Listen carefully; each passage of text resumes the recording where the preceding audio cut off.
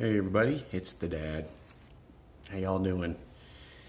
So, for this video, uh, something I don't think I've shared. Well, some of you may know, but for the most part, especially the younger ones, I don't think they know or maybe even understood my testimony and how I came to Jesus and everything. So, I thought today might be an interesting day to do that. If Let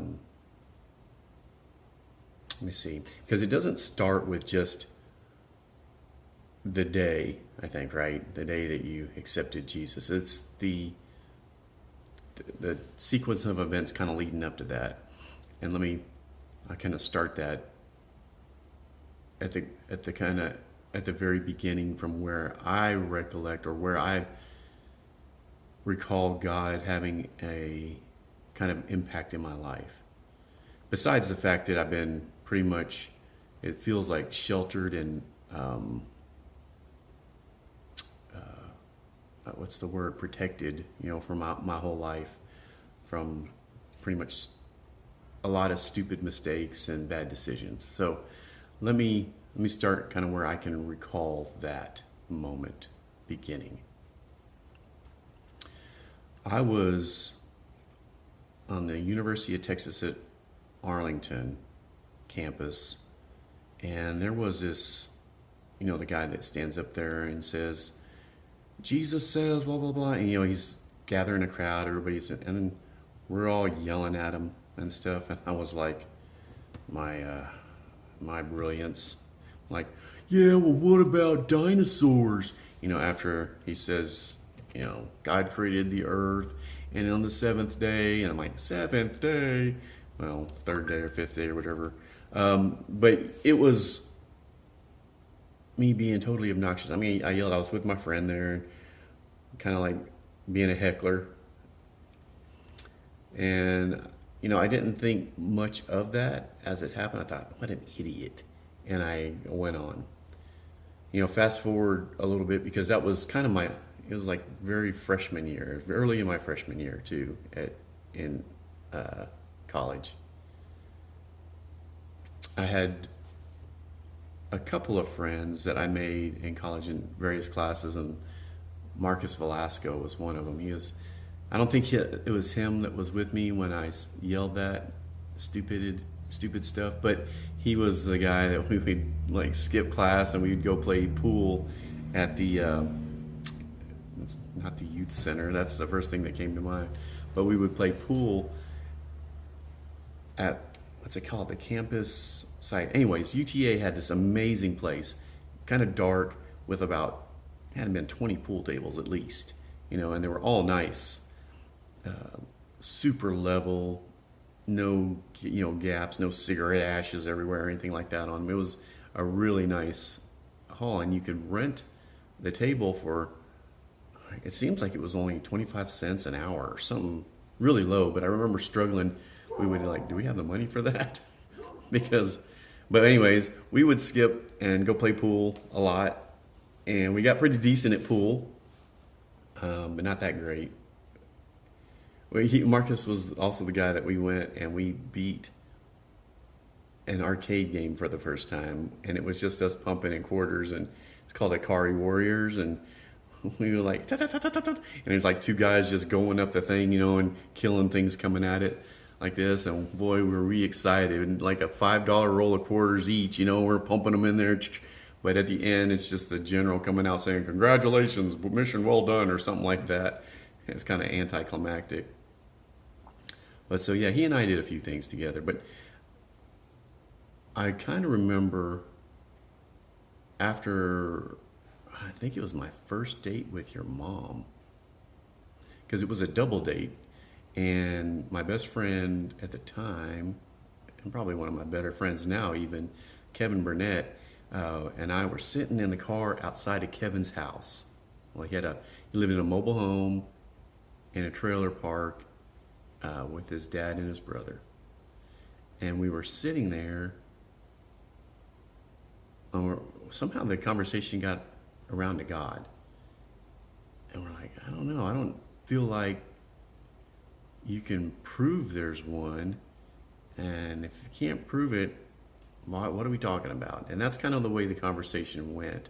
And it wasn't Kevin trying to convince me of anything or me convince him of anything, but it was like, I think both of us kind of being curious, but at the same time, both thinking, this doesn't make much sense.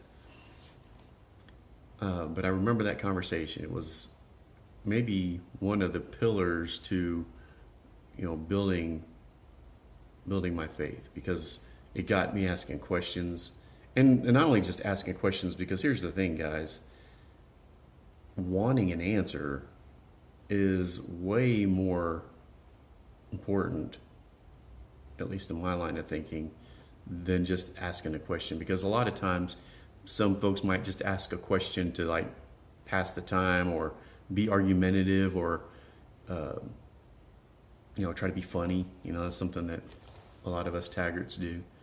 But wanting to know an answer and knowing that neither one of us had the answer, I think that was kind of like the starting point. Now, fast forward to me getting married. Not a lot had happened since then. But when I'm talking from the time of our first date to the time we were married, that's 6 months, maybe 7. Not very long. Because your mom knew a good thing when she got it. Yeah. Maybe not. Maybe I'm lucky that she was so impatient to get married. But in any case,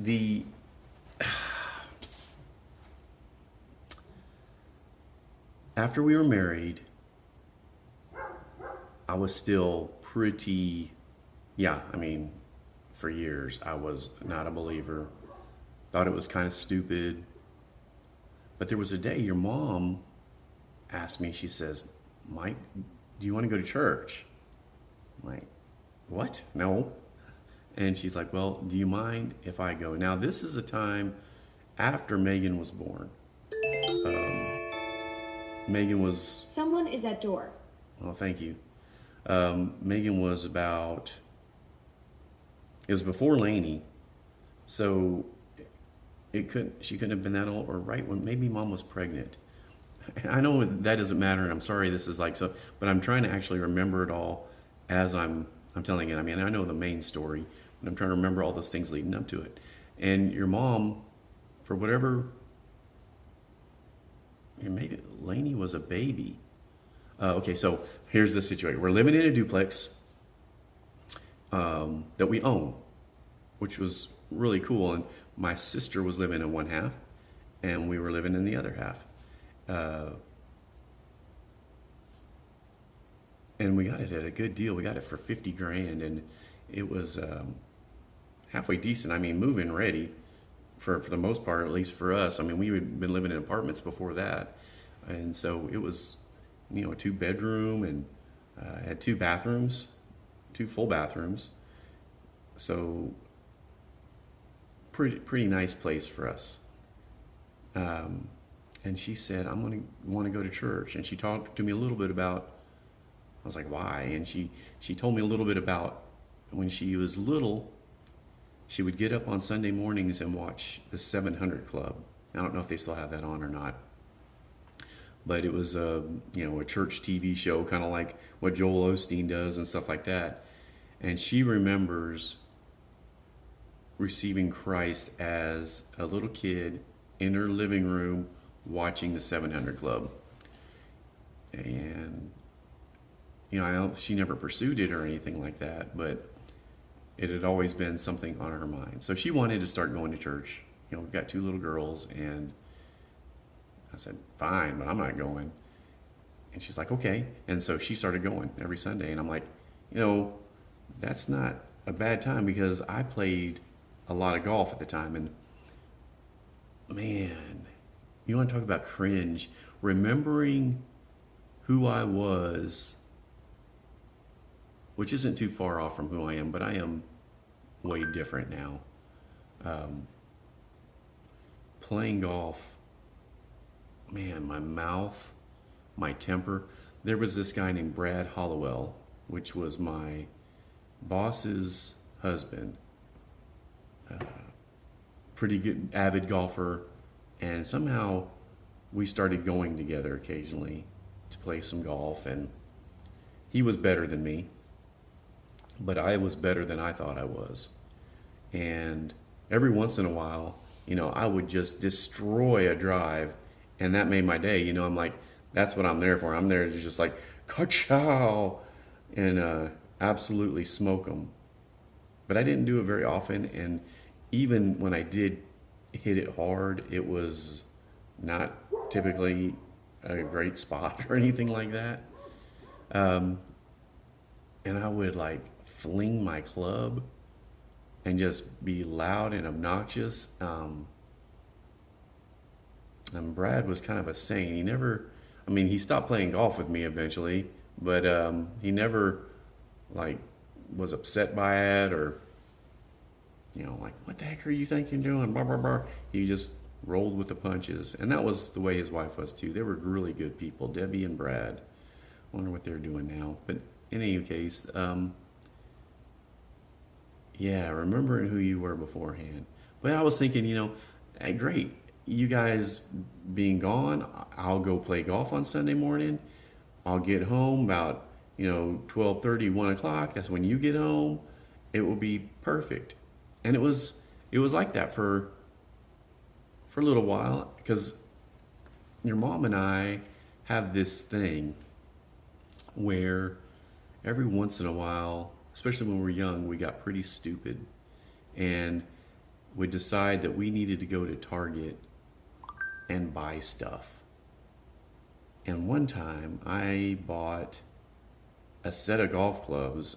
And I remember, I think they were like $120 or something like that. But it was one of the cheap in-store sets that was a full set. So I bought those, and I had been using those for a while.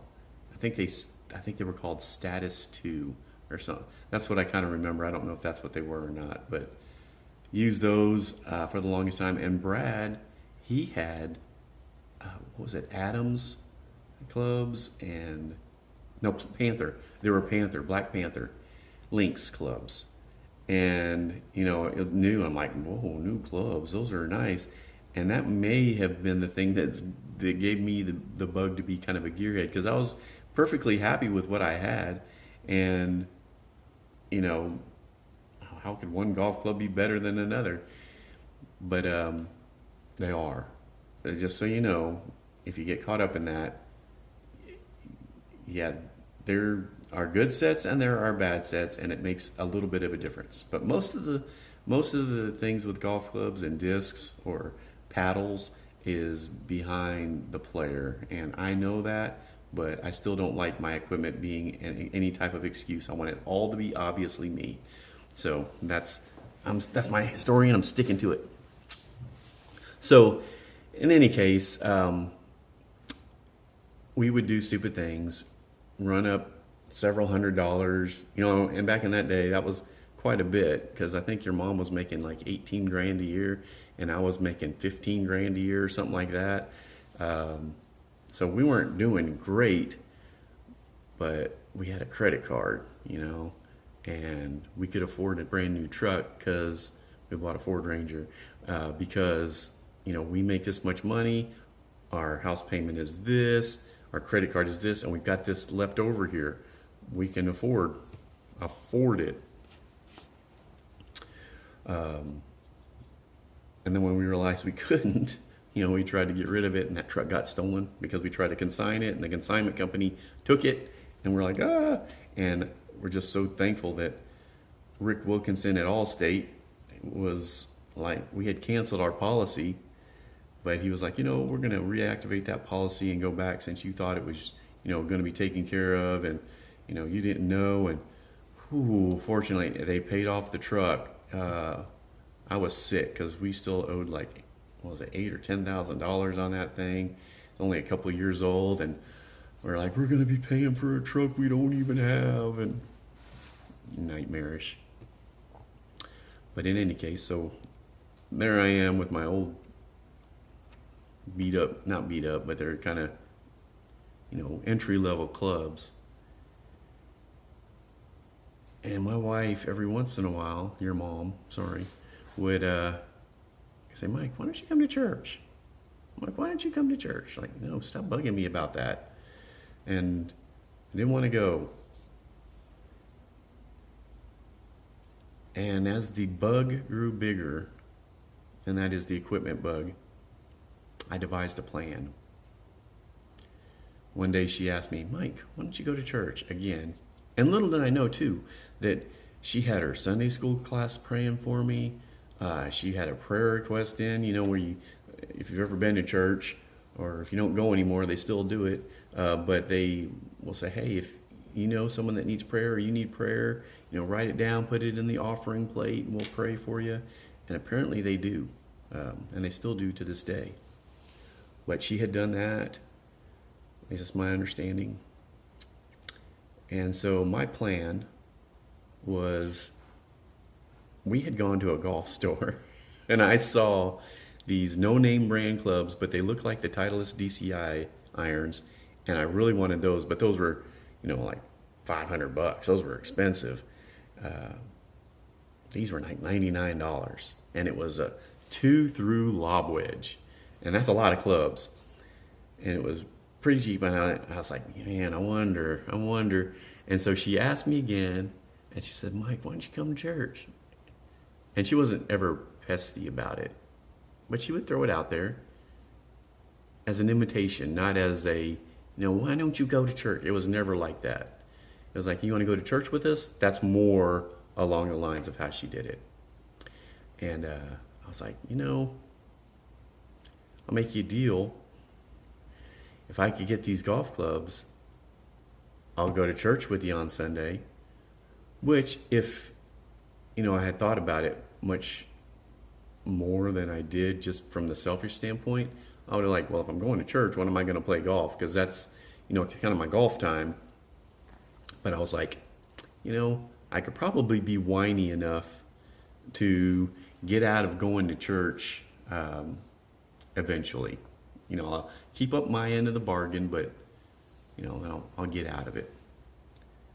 Your mom jumped on it. Yep, we can do that. I was like, what? I don't think she finished saying yep, and I was in the car with my keys in my hands, heading that place, picking up those golf clubs. I got them, and I had those golf clubs for quite a while. I liked them. I still think they were really great clubs, even though they were aftermarket knockoffs. They were exactly the ones that I wanted, and they looked, like the DCIs, and I was pretty happy with them. So there we go. I got new golf clubs. That next Sunday, got in my nicer clothes, loaded up with mom and the kids, and went to church. I did it for a few weeks, and I'm going to tell you something. She didn't make me go to her church. She was like, well, we can go where you want to go. She was like super accommodating. She had a mission in mind too. Super accommodating. We went to this one in Watauga, I think Watauga Baptist Church, and they were playing songs that weren't just a piano and an organ on, because that's what it sounded like to me. I was like, this is awful, because I was also like an avid music lover. I still consider myself quite the music aficionado, but to hear that caterwauling sound and almost like carnival storybook, like even now I think of some of them like it almost sounds like SpongeBob SquarePants song, da da da da da da da da da da da da da. I'm like, it sounds so cartoonish and relatively elementary, although knowing more about music now than I did then, some of it is written really well, and looking at the words, they make a lot of sense, but I just couldn't get past the music, and the words didn't mean much to me as a non-believer. In fact, it was just like I said, it was just like, this is silly, is what I remember thinking. Well, we went to this other place and they played a little different music. There was a guitar up there. There was a drum set or something. maybe not quite a full worship band. But then I was like, oh, okay, yeah, it wasn't a full worship band because I remember it wasn't that. I was like, okay, this music is tolerable. The way they're singing it is okay. But at the end, this old guy would get up and he would start singing. Then sings my soul, my Savior God, to thee, how great thou art. And I remember his voice going, oh, he had really a lot of vibrato. How great thou art, how great thou art. And that's how they would end the service. I remember feeling something with that. And I went another time, and the messages were kind of convicting. Occasionally I was like, is he talking to me? And then Sandy, say something. What did you tell them about? No, I didn't. I don't think it ever got to that, but it felt like that. Hello. Pause.